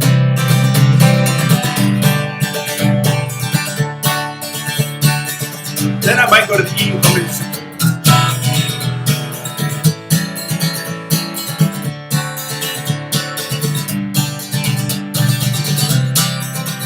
There's the beginning of the song again. The C chord is the beginning of the song again. So maybe in that context, but the circle of fifths thing, yeah, it's not any kind of weird thing. It's a very, very common, like, who was it that said old-timey?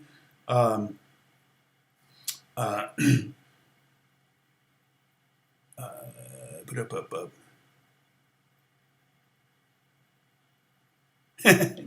it's fine. I don't mind it. Yeah, all of this, everything pretty much is related to songwriting. So, and I kind of didn't have a plan for today since I never did get any lyrics written. So we may start another song. Just start, again, creating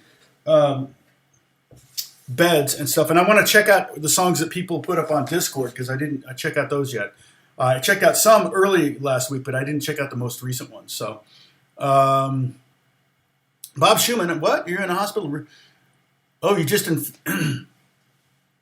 Oh, okay, cool. So you have, so Bob, you're doing the what's that called? The the infusion that you're getting. Well, I'm glad. Hopefully, you're feeling better. Yeah, I may have had it last week. I don't know. I mean, I have the shortness of breath thing going on, but everybody here tested negative, so we're glad for that. But it's just, it kind of made its way through the family.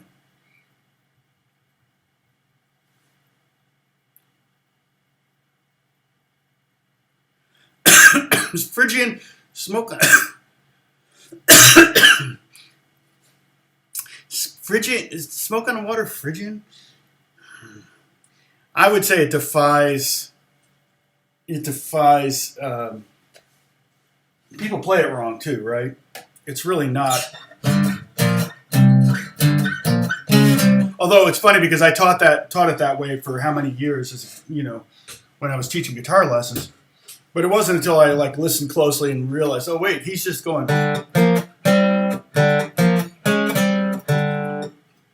So if I were to add all those notes up, I'd have D, F, G, B flat, C, and then D flat and A flat. And A flat is what makes you think, oh, it's got to be Phrygian. The problem is the D flat. The D flat kind of betrays a blues thing, and really, although Ritchie Blackmore loved minor keys, so definitely wouldn't be surprised. I mean, that's just one of the best riffs ever. It's like, wow. In fact, I was just watching. We were rewatching. Better Call Saul, and last episode of season 1 ends with Smoke on Water, which is pretty funny. But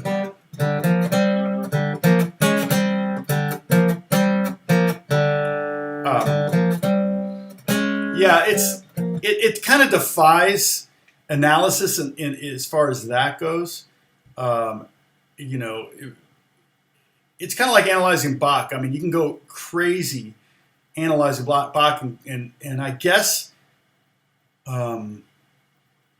you could say, oh, this is, you know, this is why this is this and this is that and this, oh, and this is the, you know, the hyper dominant blah blah blah and all this stuff. But the problem is that only analyzes it after the fact. It's not necessarily how it was written, and I guarantee you, Blackmore just thought that sounded cool. And it was exactly that thing I'm talking about when we talk about songwriting and we talk about craft versus art, head versus heart, and left brain versus right brain. We're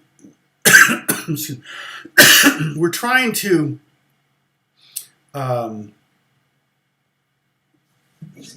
find something that moves us emotionally. And so we use our brain and we come up with this. Oh, that works great. That's boring.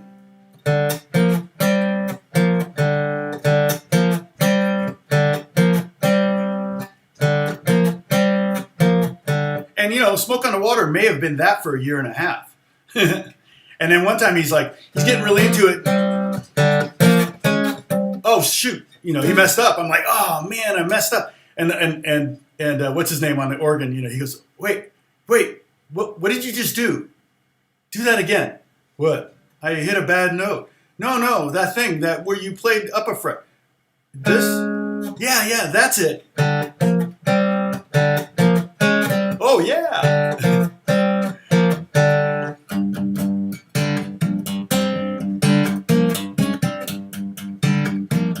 Because it's pedal bass.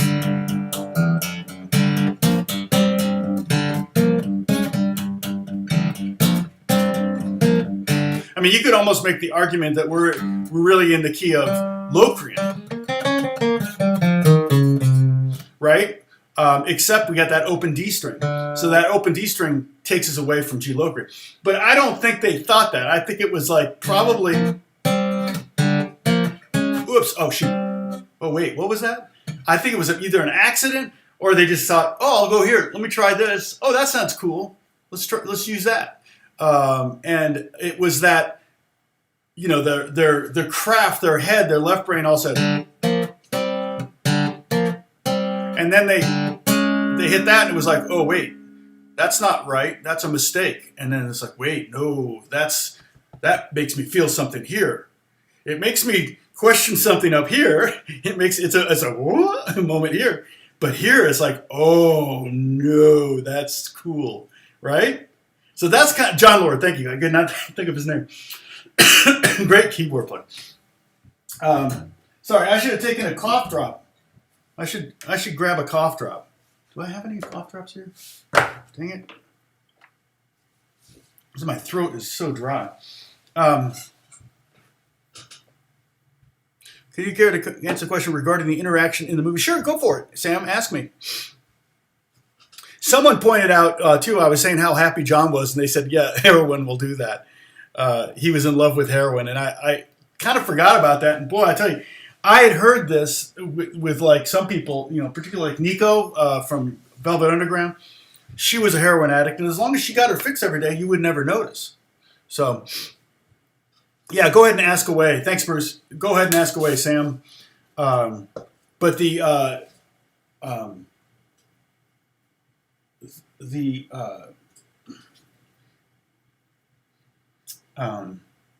I just felt like it was so good to see John happy, but I didn't realize, and I wonder if the other Beatles, and somebody said that, I don't know if that's true or not, but he was doing heroin, I know that, and that was probably around the time he was doing it.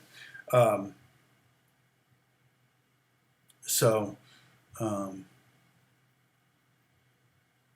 typing. Sam's typing. A big question then.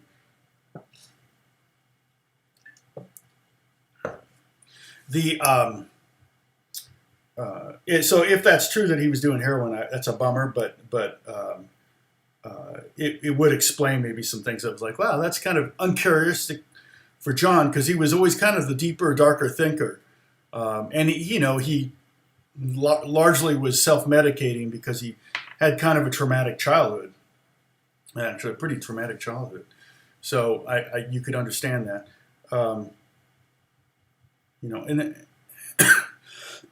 both he and George or Paul had, they all had similar childhoods in Liverpool. But anyway, how are we doing here? Okay. Omicron. Yeah. No, this is the back end of it. I had a sinus infection last week, and so it went into my chest. So I definitely have that shortness of breath, though, that could be that. But I can taste things. Well, when Paul was given Northern Song's catalog, he made a comment. Just Paul, and the man said, very significantly said, "Is there a story there?"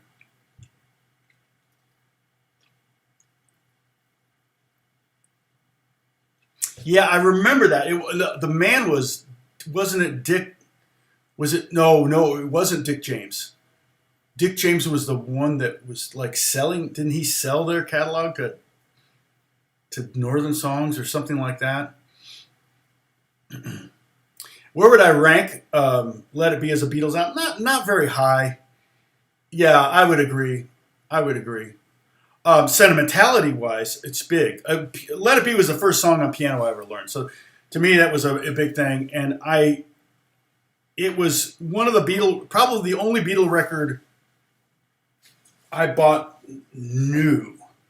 So when it first came out, I bought it. But by then, I think they'd already split up. Whereas all the other Beatle records I bought new, but I bought them after they'd already been out for a while. Like Help was my first record. Well, I bought that. I didn't buy that in '65 when it came out because I was only 4 years old. I bought it a couple of years later, and there were newer Beatle records that I could have bought, but I didn't. I think my sister may have had Sgt. Pepper's or something, but Sgt. Pepper's was out, and I think I ended up buying Help because I wanted a Beatles record. Now, I regretted it because Help was 50% score, and they didn't put the score on the side B. They put it on side A, and or they put it peppered it throughout. So you had to listen to like two Beatles songs and then a score song, and a Beatles song and a score song. It's kind of annoying. Nothing against George Martin, but it's not why you buy a Beatles record. But yeah, I would rank Let It Be would definitely be one of the lesser albums. But Abbey Road, I think, is probably my favorite. So that one was made at the same time. So it's not like a thing. Be honest, I'm not a huge White Album fan. I'm not sure why. Sgt. Pepper's, of course, I'm a huge Sgt. Pepper's fan. Rubber Soul was definitely one of my, I would say my top three would be Abbey Road, Peppers and Rubber Soul. But then I also like the early Beatles stuff because it's kind of what energized them. Yeah, no, we did home test, and we all came out negative, Bob. So, yeah, no, in fact, Beth just did a test yesterday and was negative. Yeah, it's that asthma cough thing that's very Omicron-ish. And I may have just tested negative for it, but yeah, I'm feeling better than I did last week. Last week I felt pretty bad. Last Monday when I did this, I felt, but I feel better than that. But yeah, I'll be praying for you, lifting you up. Yeah, so the Northern Songs thing, there was a weird thing where they were going look all the songs in the catalog or something like that. That was kind of Paul being made aware of publishing. They just didn't really understand publishing, and they ended up practically giving away their publishing, which is ridiculous. And Paul never got it back. And then the Australian who had it, Peter Allen was his name or something. He refused to sell it to Paul. Didn't like Paul for some reason. And it's funny because my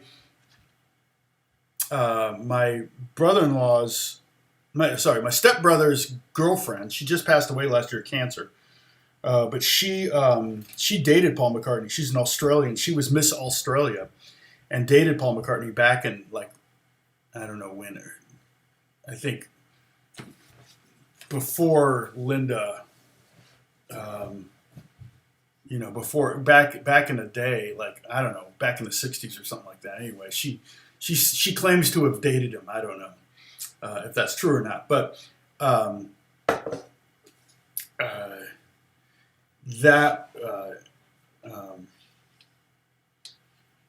what was my point of bringing that up? I forget.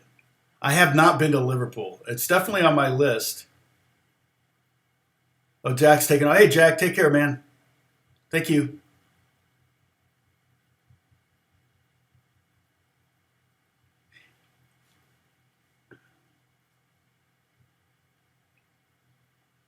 Yeah, and as far as finding a home test, good luck. Oh my gosh, they're just sold out everywhere. I went out on a hunt for them because Beth's school was requiring it, and then finally they gave her some. So she was able to take a home test, and we had the same symptoms and basically sinus infection, and tested negative. So but maybe you can still test. You can still test negative and have it. It's very odd out there. So no, and I definitely want to go to Liverpool. That would be a fun thing to go see some of those places, Penny Lane and all that. I'm sure there's tours that take you basically to all the things you want to see. Eleanor Rigby's grave is a real thing. Is that right? It'd be kind of cool. I'm a huge Beatle fan. I know people that know everything about the Beatles, and so I wouldn't say I'm a Beatle-phile, but I'm pretty darn close. And I'm kind of amazed at the legs of that video I did about the Beatles. It's still getting views. It's rare. I mean, it's the first just talking, non-guitar related video that I've really ever done, and it's still getting views. Let's see, where are we here? Analytics. No, there's analytics. It's starting to. I've got 68 views in the last 48 hours, which is pretty interesting. People. It's showing up in people's feed if they're watching videos about the Beatles thing. And now that is getting further and further from release, people are less interested in it. But yeah, I felt like I had some really good thoughts about it. Yeah, there was a lot of things. I think George was frustrated because he wasn't getting, he had all these songs. In fact, at that moment, he had like a bunch of songs. And in fact, they even rehearsed, some of the songs that ended up on his record later, which I thought was interesting. They would have been Beatles songs if they'd all stayed together. Now, Peter Jackson was talking to Paul about this. Paul didn't know that they had this that George and John had a conversation about all the songs and his frustration. And he said if he'd known that, he would have been fine with everybody doing a record on their own and then coming back together. Paul says now, I don't know if that's true at the time, but he says now that he wouldn't have had a problem with that. So it's interesting, if he had heard that conversation, then it's very, very likely. And that was probably something that bit of information was something that Peter couldn't put in the documentary because Yoko would never have approved of it for whatever reason. One little tidbit I learned in my next video I'm doing yet. I'm going to do. I haven't done it yet, but I'm going to film a video about the song "Yesterday" by the Beatles. Is that Yoko? That Paul? It's the only song he ever wanted to change from Lennon-McCartney to McCartney-Lennon, and Yoko wouldn't let him do it. And that was back in 2001, and so they were kind of estranged for a while because of that. They weren't speaking for a while because he was, he had 3 albums worth of music. Now, I wouldn't argue that there's not really 3 albums worth of music on that record, All Things Must Pass. There's a good album's worth. There's 10 good songs on there, but not all those songs are good. Just like not all Beatles songs are good. And we can definitely make arguments. And there's actually some really interesting videos on YouTube about songs that the worst Beatles songs, which I think are really interesting to see people's opinions on it. And I agree with some of them, and some of them I don't agree with. The Little Girl is one of them. I think that a lot of people hate that song because it's so like, that's the end of Little Girl. It's like John's gonna kill you if you don't date me, kind of thing. It's like, wow. But that's it was all kind of tongue in cheek, tongue firmly planted in cheek. So, all right. So we're getting to 2 hours. I'm gonna have to stop.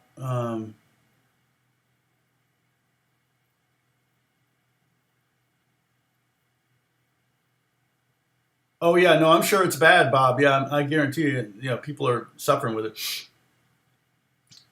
Oh, the library's been giving away home tests. Oh, that's cool. Yeah, LA, it's just harder to find those things. So many people. So, run for your life. Yeah, that's it. Run for your life. Yeah, that's one that a lot of people don't like. Yoko howling. I know, it's brutal. It's brutal. And she's an artist, and so she was being an artiste. But yeah, no. Oh, thank you, Steve. Yeah. Take care. Let's see. Yeah, so excuse me. We're gonna close shop today, and then we may start a new song. We'll do the process again of writing another song. Maybe I'll pull up a lyric or something that I have and see if I can start with a lyric first, and then I can go from there. That might be a better way to do this. Maybe less likely to paint myself in a corner. Normally when I write songs, I don't think lyrics were the last thing I would do. That's pretty darn rare. I always felt like those songs, if I did it that way, were too crafted and less artistic, leaning more towards craft and less art. And ultimately, you want a song that's going to be not just, a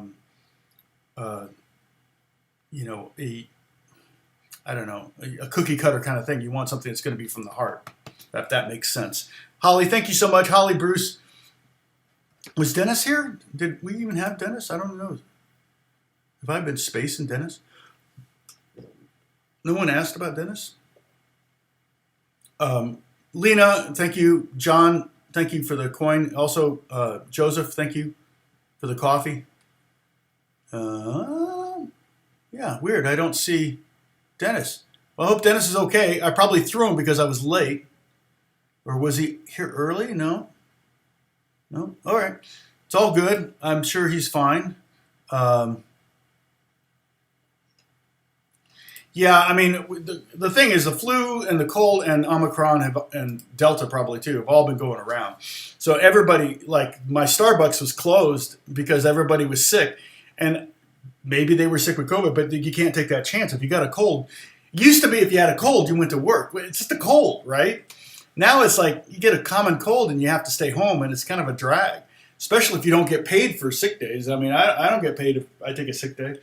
And so, you would just, if that were the case, you would just work anyway. So, oh, good. Yeah, Bob, hopefully you'll feel better tomorrow. Yes, thank you, mods. Dennis is working. Okay. All right. I'm glad you checked up on that, Bruce. Thank you so much. Oh, okay. All right. He's working late. I forget he's late there. So, oh, no worries, John. Again, just on that notion of trying to sound like X, Y, or Z, in this case, Jimi Hendrix, really, you've got you've been listening. If you're interested in them, you've been listening to for years. You got everything up here. Now it's a matter of getting some of his licks under your fingers and then making songs. You can take any songs. You can take Mary Had a Little Lamb and you can try to make it like a Hendrix song. That would be the skill set that you would really want to develop. That's much more creative and much more in lines with what he's doing.